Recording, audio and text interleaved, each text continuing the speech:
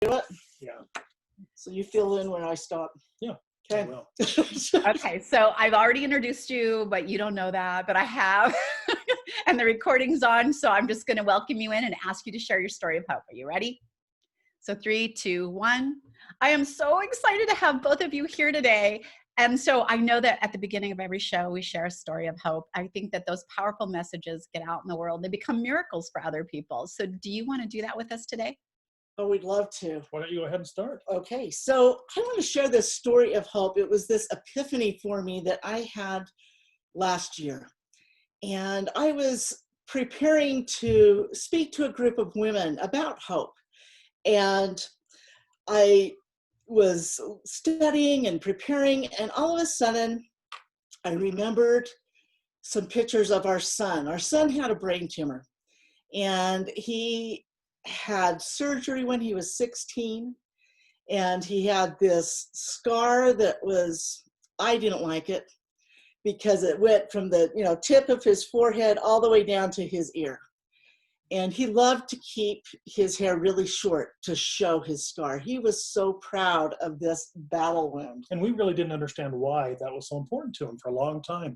We didn't. In fact, he loved his scar so much that he would carry these 8x10 glossies around. He printed this beautiful photo of his ugly scar on his head, and then he had this wound on his leg, and he gave it to his sisters to display in their apartments at college because he was so proud of them.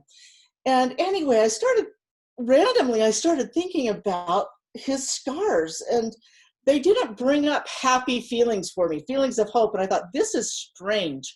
Why am I remembering this experience with my son, but yet it's not this hopeful thing for me? And then all of a sudden, I started thinking about my personal scars.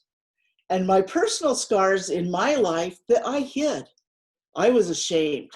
I didn't have that pride or, this proud warrior that our son had. And little by little, as I was thinking and pondering and preparing for this opportunity to speak, I realized for him, his scars represented something that he overcame. They were it was a battle wound. It was something that he overcame that he was so proud of. And all of a sudden I had this shift in my own mind that my scars were also representing things that I had overcome, challenges that I had climbed these mountains, these journeys. And all of a sudden that shift became a shift of hope and a shift of healing that I had no idea would take place because of that mind shift. And I might add as well, Annette, that when you were going through that process, when we were both going through that process, we recognized that scars are very important. And in fact, I have to admit, I'm a little bit of a Star Wars buff, okay? I'll just say that right now. And there's a great analogy in Star Wars. It's when Kylo Ren, if you remember when he was pounding his helmet against the wall there, he was upset when he found out who he was. And he did that so much that his helmet shattered. Well, the very beginning of the next movie shows someone who's actually putting some, he didn't get a brand new helmet, but they were welding it together there. And the representation of that really, more than anything else, was that he had a fractured character. But even with that fractured character, instead of hiding it, the mask told his story. And that was really the story of our son Reed as well, as that we found out later in talking with him that he was very proud of that, because for him it represented overcoming something that was very difficult.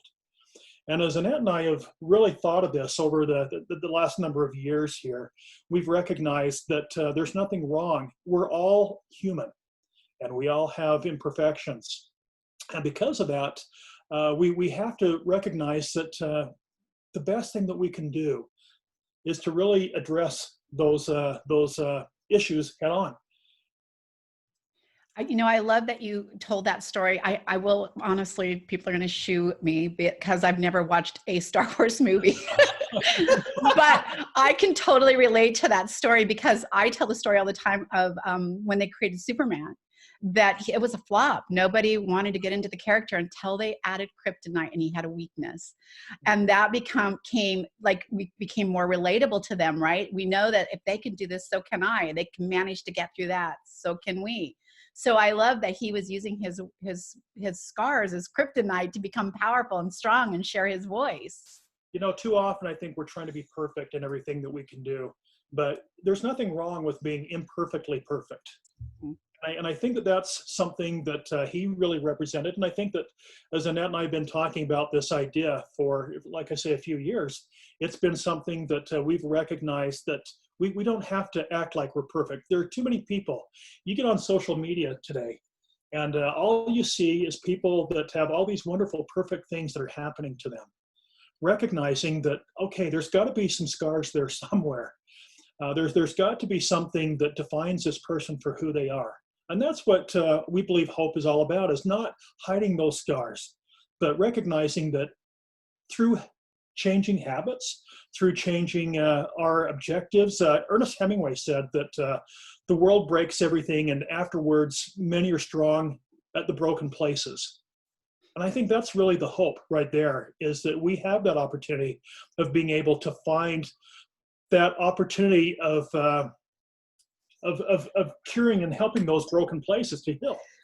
And the one thing that I love about it, as I've gone on this journey of healing, of looking at scars and what they truly represent, and becoming more vulnerable with not only the world, but with myself, and allowing those scars to truly heal and be strengthened.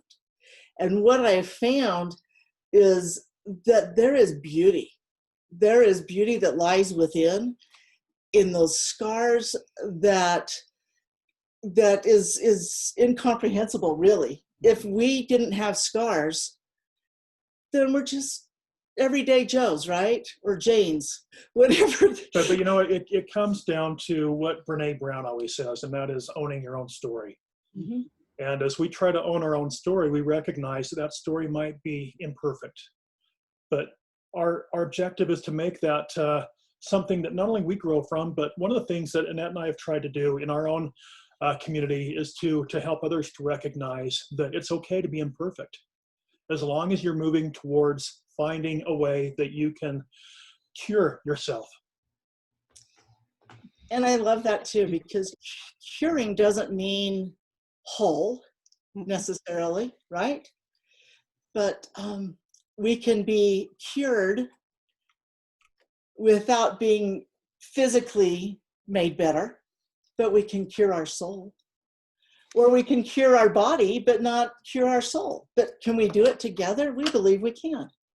You know what I love about the two of you is that I have a mother who, well, she's deceased now, but she lost my brother when he was 14 years old, and it broke her. It broke her relationships. It broke everything about her, and she never mended back. She never saw that, and her relationships were shattered because of it. You guys have managed to go through that break and come back stronger together, working together, using that voice, your message, and helping others out of all those scars and hurt. You didn't stay in the broken place. But you'd be surprised how long we actually were in that broken place. Mm-hmm. It was a difficult time, and we recognize something now that we didn't know then, and that is that people heal differently. People mourn differently. Mm-hmm. I didn't heal the same way Annette did, and she didn't heal the same way that I did when we lost our 21-year-old son. But it's beautiful. But it wasn't until we understood that concept that there's no right or wrong way to heal or to grieve or to mourn. We have some dear friends of ours who lost their daughter. It's been, what, 2 months? 2 months ago. 2 months ago, she was in a hiking accident. And she slipped and she fell off a cliff in Switzerland. And one of the first things we told them when we went to visit the day after they found out they weren't with her was, you'll mourn and grieve differently. And I was talking to this friend of ours 2 days ago, and she was saying that she and her husband were having a discussion, and she said, "Do you remember what the Andersons told us?" And it was, this about how we grieve, and he said, yes, it was probably the wisest counsel we received during that time. And then I said, well, aren't you grateful you found that out 7 years before we did down that road? So there you go. I love it. And I love that even though you're moving forward with this beautiful message and helping other people out of this scar, you're not living with the dead, right? You're pulling them with you. Like he lives within you and you don't. Because the people that I talk to who are going through massive loss, and I'm talking years later, years, sometimes decades, they're still 1 foot with their family member. And that's not where they want us to be. They want us to be living life and doing beautiful things and getting their message out in the world. And I don't want to sound insensitive at all. This is not meant to. But one of the things that we've recognized, our son will have been gone for 10 years at the end of this coming March. And one of the things that we've recognized is that we've become better, not bitter, because of the situation. And there are too many people out there that make that decision that I'm going to mourn. And there's nothing wrong with mourning. You can mourn the entire rest of your life. There's not a day that doesn't go by that I don't think of my son and think of the loss that we incurred when we lost him from the results of his brain tumor. But the one thing that we've both recognized is that we're both stronger as a product of that. We had, maybe Annette, you can share, a few months after our son passed away, Annette was in the grocery store. I was in the grocery store, and a lady came up to me that we knew quite well.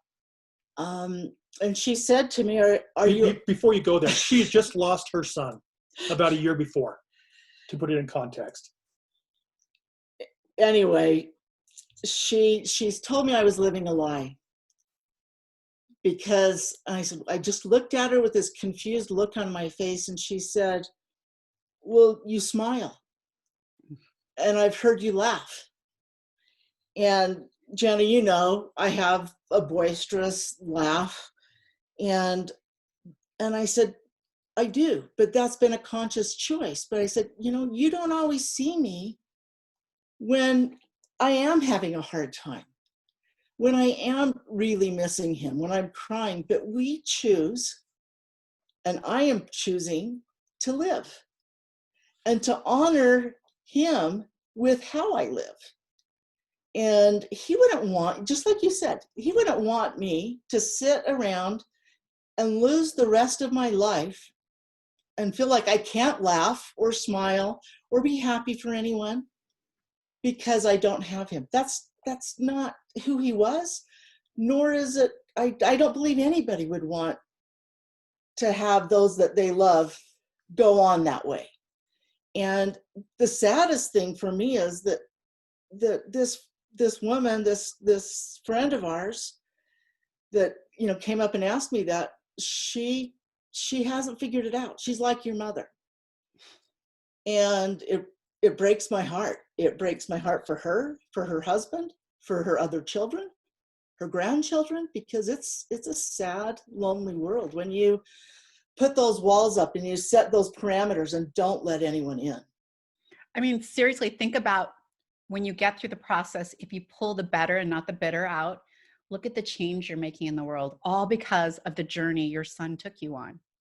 Not only the difference that you're making in the world, but the difference that you're making with yourself. Yeah. And that's critically important, because you can't make that change with the world until you make that change with yourself. And so there's no timetable of healing. There isn't. And what we are doing now, we could not have done it year 1, year 2, year 7, year 8. It started year 9. It took time for us to heal. It took time for us to recognize how precious that those broken pieces really were, and how when we put them back together with that precious gold. You know, I like to have visual things in my home. So I found in this process of preparing for teaching these women and speaking to them, this beautiful Japanese pottery. And what do we do when we break a piece of pottery? We sweep it up, throw it away, because it's broken, it's worthless, right? Well, that's not the case. You know, anciently. Well, you know, anciently when and this is a Japanese art. If you've ever heard of kintsugi, their kintsugi is where if you break a bowl, you fix it and it becomes a precious scar. Because I couldn't remember the name of it, how to correctly say it, so that's why I pictured Mark. It becomes that precious scar, though. So it's put together with this precious metal, but it doesn't happen immediately. It takes time. And there's a relevance as to why we bring up this idea of kintsugi. Kintsugi is a lot like life in reality there, and that is that when we break ourselves, when we break something, it's human nature, isn't it, to just kind of throw it away, kind of sweep it under the rug. Now that's kind of what happens, and that was something that happened in our parents' era. Is that if there was something that happened in the family that was less than honorable, what would they do? They wouldn't address it. They would sweep it under the rug, and it was never spoken of again. But who healed from those situations? No one. We can't heal unless we address the situation head on. In fact, the Zen Buddha philosophy behind kintsugi is from broken to beautiful. And that's how our lives can be as well, is that if they're broken, we can fix them. You know, if you were to break something, and if you weren't going to fix it and throw it away, you'll just go buy a new one. But we can't do that with life. And very, very often we put ourselves in a position where we wish we could have do-overs. And how many times in my life have I wished I had a do-over? But only to come back and recognize that that was a monumental time in my life where I was able to grow from that situation. And, you know, I wouldn't go so far as to say from broken to beautiful with some of the things, but we have learned that. We've learned that through grief, we can become beautiful, at least in our ability to deal with the problem and then be able to deal with the life around us, which is sometimes very difficult to do. I love that you talk about do-overs because, Mark, when I wake up every morning, I call it a do-over day. Every single morning, I get to do it over, and I know I can do better than I did the day before. But isn't that kind of a cop-out? To do over? Well, not to do over, to wish we had a do-over, but not to do over itself. Every morning we wake up with the idea that I get to start all over again. I get to have this opportunity of being able to be a better person today than I was yesterday. Right, so not a cop-out, but an opportunity to grow. Well, 100%. I don't start the day saying, if I screw up today, it's no big deal, I'll do it over tomorrow. Because I am the person who knows that tomorrow is not a guarantee, right? So I always try to do my best in the moment.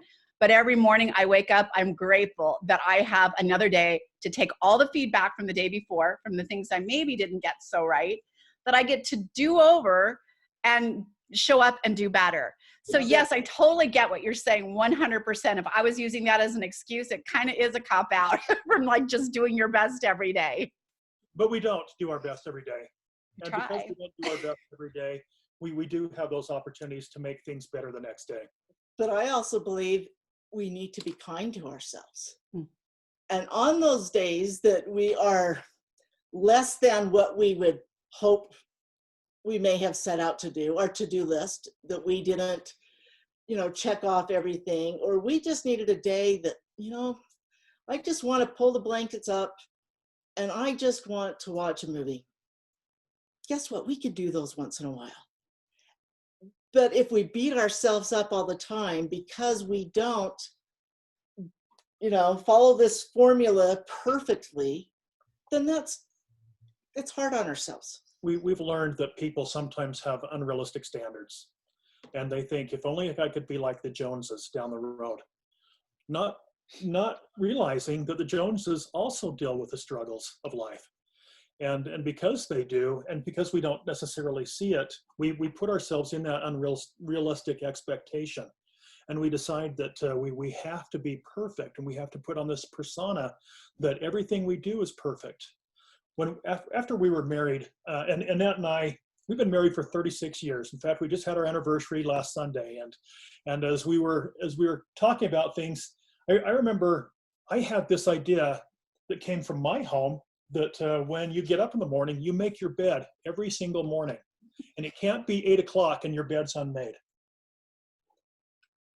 And you know what? And that was, hey, Mark, don't stress out over this. It's okay if it's not made.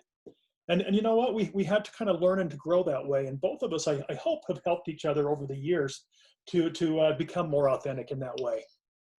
I think we were raised in the same family, Mark, because the first thing I do when I get out of bed is to make it. If I'm deathly ill, I'll make the bed and then lay on it just in case. I'll go in and be brushing my teeth or something, and next thing I know, the bed's made. And I'm like, wait, I wasn't really ready to get up. I just wanted to brush my teeth, and then I was just going to lay down and read a little longer. It's cold outside. It's just cold, so it's learning and growing and being flexible and moving forward, whatever that looks like. And sometimes that moving forward includes reinventing yourself. 100%. We lived in the same home in our community for 26 years. And when we moved and built our new home 5 years ago, we didn't recognize the fact that reinventing yourself is actually a good thing. It's something that allows you to grow. It allows you to reflect, but allows you to become maybe who you wanted to be. My exercising before we moved was basically nil. And at 59 years old, I realized, 5 years ago, I realized that I needed to do something different.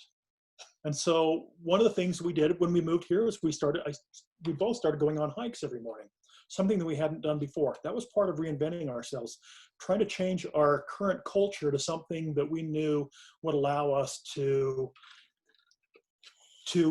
enjoy some of the goals that maybe we had that we just hadn't really hadn't taken advantage of up to that point. But just to clarify, I'm not as old as he is. That's true. That's true. Well, I am, and some, so we won't talk age here. I want to talk a little bit about, because I'm a huge fan of everything you're doing, and I want to talk a little bit about this new program that you're working on, because I think it is beautiful. I think it has a message that's really going to touch people and affect lives. So you want to talk a little bit about that? Oh, we'd love to.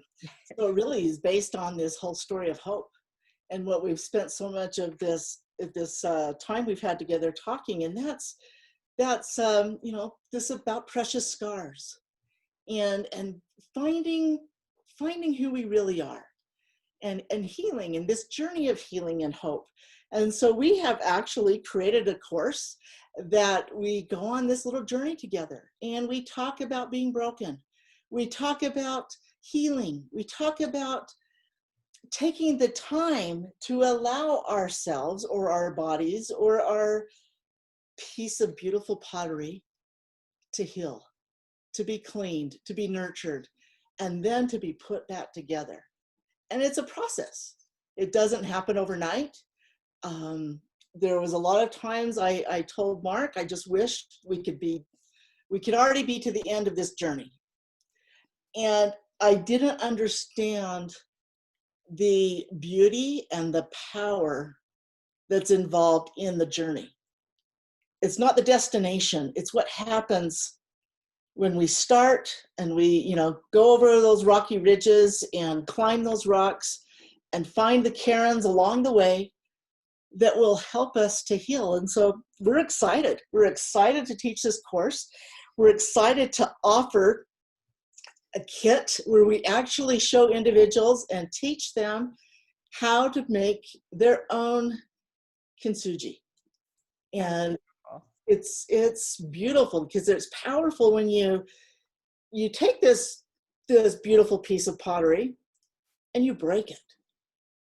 You know, it sounds odd, but you know, we have had things that have happened in our lives that are no fault of our own that cause, you know, us to be chipped or broken here and there. But sometimes we do things that might not be the smartest thing in the world that breaks ourselves in a way. And so here we are, there is this symbolism and this healing that comes through breaking it, this beautiful piece, and then helping it to come back together, and it's even more beautiful. It becomes stronger. precious. It's stronger. Exactly. You know, and in fact, what it does is it really teaches us that if we choose to embrace our struggles and then to repair ourselves with love, or in the case of the pottery, with gold, then we become more beautiful having been broken. That's really the whole idea. And it's really trying to help people get into that mindset that the inevitabilities of life will come. But how you deal with those inevitabilities of life are going to really determine how you go forward. Again, whether it's, you know, the destination is something that we don't think, well, we think it's more important than the journey itself, but the destination itself will be a product of the journey. And as we learn to grow and to heal, you know, we did something interesting when we first started putting these pieces of pottery back together. We tried to do it as quickly as we possibly could. And we recognized rather quickly that it takes precision, it takes time, it takes certain stages and certain steps there, and it requires patience and concentration. And if you go into that whole idea of kintsugi with the Japanese, especially anciently, you'll know that this took place weeks, months. In other words, when we have something, we can't just cure that problem immediately. It takes time. It takes patience and courage to be able to do what is necessary in order to heal that wound. And so that's really what the course is all about, is learning to heal the wounds that we have that sometimes we just don't know how to deal with. I love that. I love that you talk about the journey so much, because it really is the most important part. I don't even believe that there are destinations. I hear people all the time tell me, I want to be here. But the thing is, you grow on that journey, right? And pretty soon that's not where you want to be. You want to be further and further. So I love that you guys are sharing that part of the journey with people, because that is the most important part. It is. And I, for years with my health wasn't great. You know, I know yours was bad, and that every day is a gift for you. And I look at my life as every day is a gift as well. But early on, I would get frustrated, and I'd say, why can't I just be healed? Why can't I just be healed? Why? I was upset that I couldn't just be healed. But now I look back and I say, I am so grateful I wasn't just healed. And that's the process. And that's the strength and the beauty and the power that comes through the journey.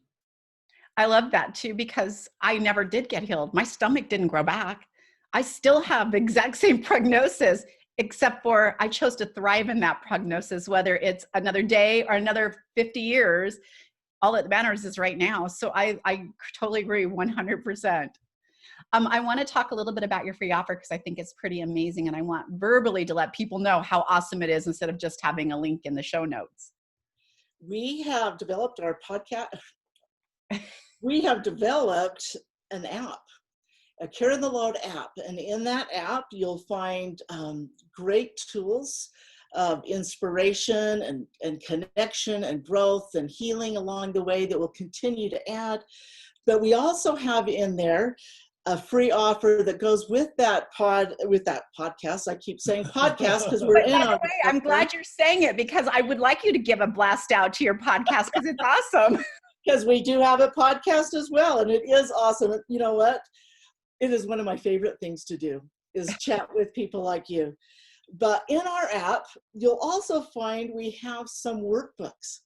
And there's one in particular that we are offering for those who are listening today, and it's a Finding Me workbook. I think we get lost along the way sometimes.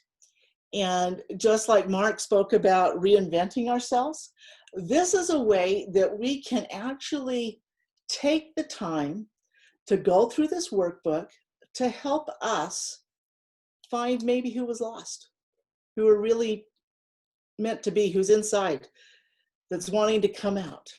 The authentic self. The authentic self. I love that. And you know what? If you really allow that to happen, you're going to find out that you really love your authentic self. Like when you finally just let it go and you're like, I don't care, this is who I am, you know? Yeah. It becomes a really comfortable place for you. You know what? That's really the objective, is to put yourself into a position where you are comfortable with who you are. You know, we've heard the term of, are you comfortable in your own skin?